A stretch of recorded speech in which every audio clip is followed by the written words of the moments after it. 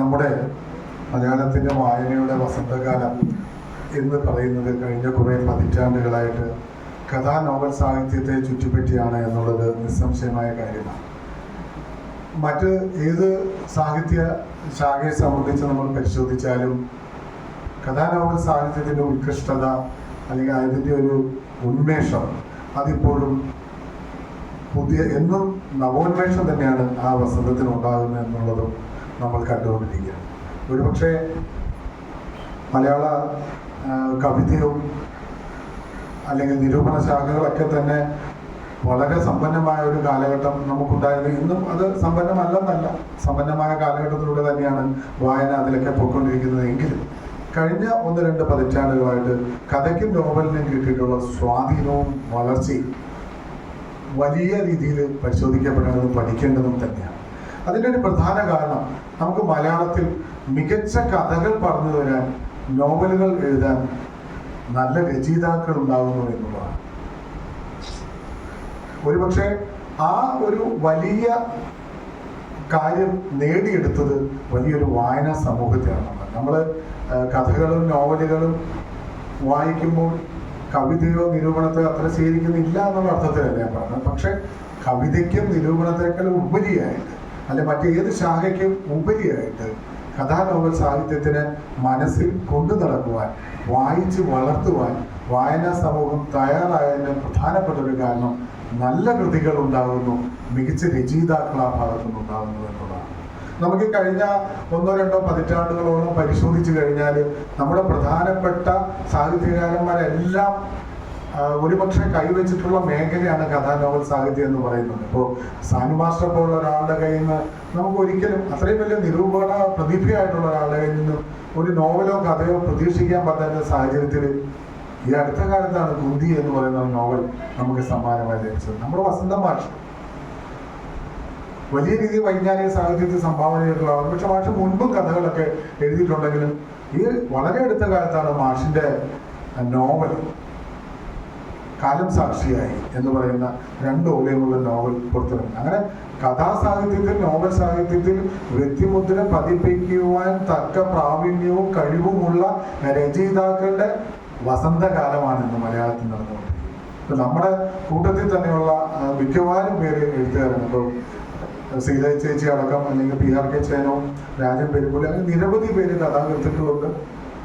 രത്നമ്മ ചേച്ചി വളരെ സീനിയർ ആയിട്ടുള്ള നോവലിസ്റ്റ് തന്നെയാണ്. അങ്ങനെ നോവലും കഥകളും എഴുതുന്ന നിരവധി പേര് നമ്മുടെ കൂട്ടത്തിലുണ്ട്. നമ്മളൊരു ചൊല്ല് തന്നെയുണ്ട്, കവികളാണ് ജനസംഖ്യയേക്കാൾ കൂടുതൽ എന്ന് പറയുന്ന, നെഗറ്റീവ് അർത്ഥത്തിൽ പറയുന്ന ഒരു കാലഘട്ടത്തിൽ കഥാകൃത്തുക്കൾ ധാരാളമുണ്ട് എന്നുള്ളതും അവരിൽ മികച്ച രചയിതാക്കളായ നിരവധി പേരുണ്ട് എന്നുള്ളതും നമ്മൾ ശ്രദ്ധിക്കേണ്ട കാര്യമാണ്. അത് നമ്മുടെ വായനയെ മാത്രമല്ല നിയന്ത്രിക്കുന്നത്, നമ്മുടെ സാഹിത്യ മണ്ഡലം ഒന്നാകെ തന്നെ നിയന്ത്രിക്കുന്നുകൊണ്ട് മാത്രമല്ല അതിന് പ്രകാശം പരത്തുന്ന ഒരു ഘടകമായി മാറുവാൻ കഥാസാഹിത്യത്തിൽ നിന്ന് കഴിയുന്നു.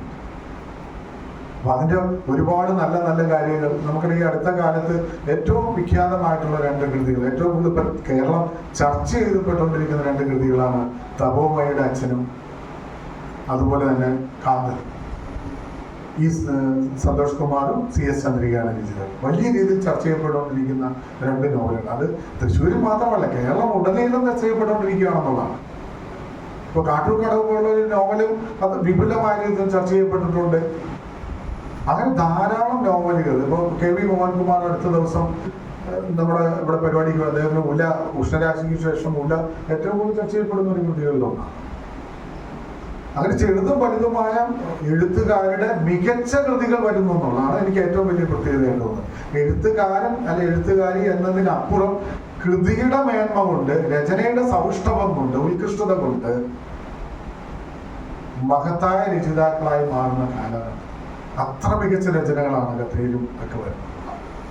കവിതയിൽ ഒരു പക്ഷെ കവിത കുറെ കൂടി ജനകീയവൽക്കരിക്കപ്പെട്ടിട്ടുള്ള ഒരു സാഹിത്യ രൂപമാണ്. നമുക്ക് ഏറ്റവും കൂടുതൽ നമ്മൾ ജീവിതത്തിൽ അടുക്കുന്നത് കവിതയോട് തന്നെയാണ്, സംശയമൊന്നുമില്ല. ധാരാളം കവിതകൾ ഉള്ളപ്പോഴും എനിക്ക് തോന്നിയിട്ടുള്ള വെച്ചാൽ കഥാകൃത്തുക്കൾ തിരഞ്ഞെടുക്കുന്ന വിഷയങ്ങളിൽ പലപ്പോഴും വൈവിധ്യം ഉണ്ടാകുന്നു എന്നുള്ളതാണ് അവിടെ വായനയ്ക്ക് പാത്രമാകുന്ന, ഹേതുവാകുന്ന പ്രധാനപ്പെട്ട ഒരു ഘടകമായിട്ട്. ഓരോ നോവലുകളും ഓരോ കഥയും വ്യത്യസ്തമായി വരുന്നു. കവിതയ്ക്ക് ഒരുപക്ഷെ പറ്റിയ ഒരു അപജയം എന്ന് വെച്ചാൽ ഒരേ വിഷയം തന്നെ പല കവികൾ ഒരേ ദിവസം എഴുതുന്നു എന്നുള്ളതായിരിക്കാം ഒരുപക്ഷെ നമുക്ക് അത്തരത്തിൽ വായന ഉൾക്കൊള്ളാൻ പറ്റാതെ. ഒരു കാര്യം സംഭവിച്ചു കഴിഞ്ഞാൽ അടുത്ത ദിവസം രാവിലെ സോഷ്യൽ മീഡിയയിൽ 100 കവികൾ അപ്പം തന്നെ പോസ്റ്റ് ചെയ്യപ്പെട്ടു കഴിഞ്ഞു. ഒരേ വിഷയമാണ്. സംസാരിക്കുന്ന ഭാഷയിൽ മാറ്റമുണ്ടാകും. അതിനകത്ത് ധാരാളം മികച്ച കവികളുണ്ട്. ഇതൊന്നും ഇല്ലാതെ തന്നെയുള്ള കവികളും മികച്ച കവിതകൾ എഴുതുന്നുണ്ട് എന്നുള്ളതാണ് വസ്തുത. നമ്മുടെ കൂട്ടത്തിൽ തന്നെയുണ്ട്. ശ്രദ്ധിക്കുന്ന എഴുത്തുകൾ നടത്തുന്ന നിരവധി കവികൾ നമ്മുടെ കൂടെയും ഉണ്ട് എന്നുള്ളത് അഭിമാനകരമായിട്ടുള്ള കാര്യം. അങ്ങനെ എഴുത്തുകാർക്കും വായനക്കാർക്കും ഒക്കെ വലിയ പ്രോത്സാഹനം കൊടുക്കുന്ന, നിരന്തരമായിട്ട് അവരെ സപ്പോർട്ട് ചെയ്യുന്ന ഒരു പ്രസ്ഥാനമായിട്ട് സാഹിത്യം തൃശ്ശൂർ ലിറ്റററി ഫോറം മാറുമെന്നുള്ളത് അതിന് അമരക്കാരെന്നുള്ളതിൽ നമുക്ക് ഏവർക്കും അഭിമാനിക്കാൻ കഴിയുന്ന ഒന്നാണ്. അതോടൊപ്പം ഇന്ന് മികച്ച കൃതികൾ എഴുതുന്ന മികച്ച എഴുത്തുകാരായിട്ടുള്ള ആൾക്കാരുടെ പ്രഭാഷണങ്ങൾ കേൾക്കുവാനും അവരുടെ അനുഭവങ്ങൾ നമ്മളുമായിട്ട് പങ്കുവയ്ക്കുന്നത് ആസ്വദിക്കുവാനും ഒക്കെ നമുക്ക് അവസരം കിട്ടുന്നു എന്നുള്ളതും ഒരു സാംസ്കാരിക തലത്തിൽ ഇന്നില്ലാത്തൊരു കാര്യമാണ്. അത് നിരന്തരം സംഭവിക്കുന്നു എന്നുള്ളതാണ് സാഹിത്യയുടെ ഏറ്റവും വലിയ പ്രത്യേകത എന്നുള്ളതാണ്.